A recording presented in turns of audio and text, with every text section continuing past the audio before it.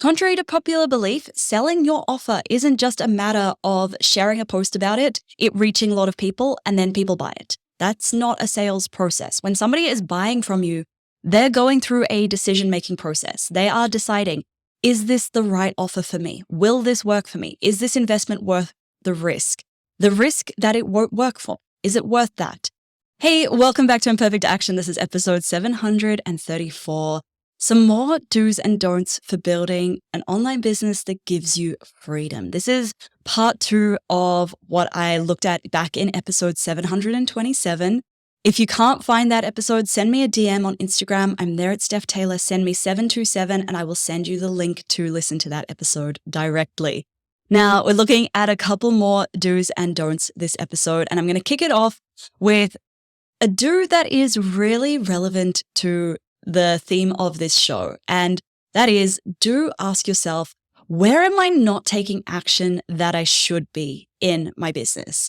And this might be as simple as completing the online courses that you've bought this year and said that you wanted to do, but then you've maybe put off doing them or put off implementing them because they require you to take some kind of scary action.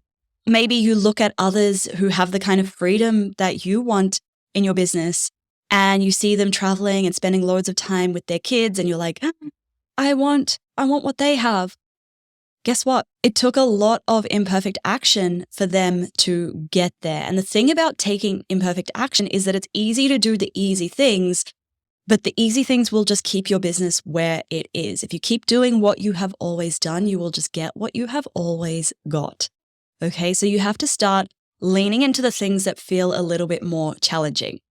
And if you think that you don't have enough time to do the things you want to do, ask yourself, where might I be wasting my time? Where am I not making time for the things that I say are important for me, but I don't do them? And the reason that you don't have enough time to do all of the things that you want to do in your business is probably because you are doing the wrong things. When I first started my first business, I launched that business on 2 or 3 hours a day in the morning, getting up at 4:30 a.m. to work on it for a few hours before I went and worked 10 hours in a corporate job.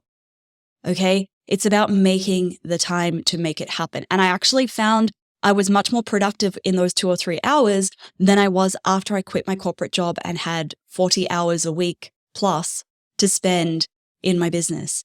And suddenly I had all of this extra time. And because I didn't know what I was meant to be doing, because I just worked on what I felt like doing, I'd never actually moved the business forward that efficiently. You can waste a lot of time just by thinking, what should I work on next? What do I feel like doing today? And that is why I'm actually running a group strategy intensive to plan and strategize for 2024 so that you can hit the ground running in January and in every month after that and get more done simply because you know what to do and when to do it. We kick off on the 1st of December. So if you are listening to this episode before then, shoot me a DM on Instagram. I'm there at stephtaylor.co. Send me the word intensive, just intensive, and I will send you all of the details and we can chat about what that would look like for you to sign up. Now, the next do is do regularly rethink your pricing, and please don't feel bad for putting your prices up. As you learn and grow, the amount of value you can deliver to your clients and students, that increases as well. And you might find that the kind of client you work with evolves over time. And maybe you want to work with clients who value investing more and are more serious about taking action. I've found that when I charge more for my offers, I tend to attract the people who value taking action more.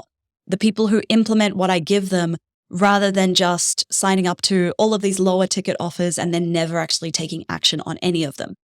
Especially in my strategy intensives where I am doing the strategy and I give them the strategy and then they need to implement it. This is the only way somebody can work with me one-on-one at the moment. But with a one-on-one strategy intensive, I give them that strategy and then they need to take action on it. And when it was lower priced, when I first started offering it, before I had any testimonials, while I was still figuring out my own process for it, the people who I was attracting into that would get the strategy and then never implement it. As I've gradually put the price up, I've noticed I'm attracting more and more serious people who want to take that action. I give them the strategy they go and implement it, and their next launch is super profitable because they've taken action and they've followed it to a T, even if it feels a little bit uncomfortable or a little bit tricky or a little bit scary. The other great thing about increasing your prices is you no longer need to work with as many clients to make the same amount of income, which means that you can serve the clients you are working with even more. You can give them so much more value. You can give them more time, more attention, better results. Okay, next do show up as the client you wish to attract. In other words, if you are not investing in yourself, if you are not paying the payments on your payment plans for the things that you've bought, if you are not showing up to live calls for the things that you have invested in, you're going to attract clients and students who do the same. Okay, if you are reluctant to invest in yourself, you are going to attract people in your audience who are reluctant to invest in themselves. If you are defaulting on your payment plans, how can you expect your clients and your students to pay their payment plans in full? You will attract what you put out there.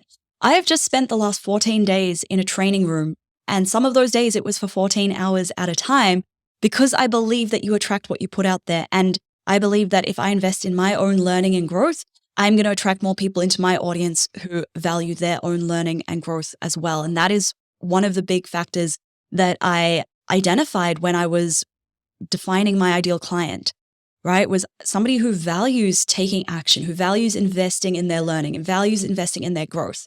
So then I embody those things. I take action. I invest in myself. Okay. The next do and don't is do allow time and energy for the boring things in your business. And don't think that business has to be fun and exciting at all times, because it won't be. And the boring, unsexy things, those can be what actually grows your business. For example, consistency. It's really fun to share one reel once or go live on Instagram once or share one podcast episode, but it usually becomes less fun once you've done 10 of them. And if you persist beyond the 10 that you have done, that's when you start to build momentum rather than just jumping from shiny thing, all of the fun things, and then ditching them as soon as it gets a little bit boring. In the past, I've broken things in my business because I was bored. For example, I've retired offers that were profitable simply because I was just bored with delivering them. And I will be the first person to tell you, getting comfortable in the discomfort of boredom is a really valuable skill to have in business. And it's been a really challenging thing for me to learn because to me, boredom has always felt really painful. So for me, learning how to be comfortable in that discomfort has been such a valuable thing. Your business is still going to be work. It is still work. It might not be a job, but it is still work. And it's not going to be there to entertain you. It doesn't mean that it can't be fun most of the time, because it absolutely can be really fun. You can have a lot of fun in your business, but it shouldn't be your main form of entertainment. And if it is, then maybe you need to go and get some hobbies to entertain you instead. Okay, the next do and don't. Do build out sales processes in your business. Don't hope that sales will just magically appear, because without a sales process, they won't. Contrary to popular belief, selling your offer isn't just a matter of sharing a post about it reaching a lot of people, and then people buy it. That's not a sales process. When somebody is buying from you, they're going through a decision-making process. They are deciding, is this the right offer for me? Will this work for me? Is this investment worth the risk? The risk that it won't work for, is it worth that? And through that process, they're going to have objections come up. Objections being those reasons or justifications why it won't work for them. Time, not enough money, those come up all the time.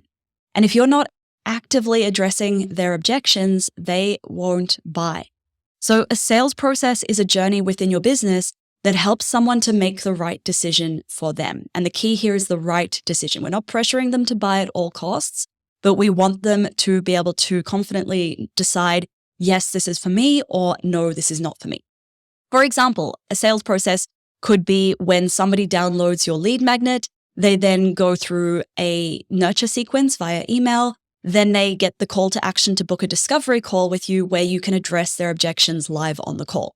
Or for example, it might be somebody attends your webinar, they can ask you questions, which are usually objections in disguise, and then they might buy.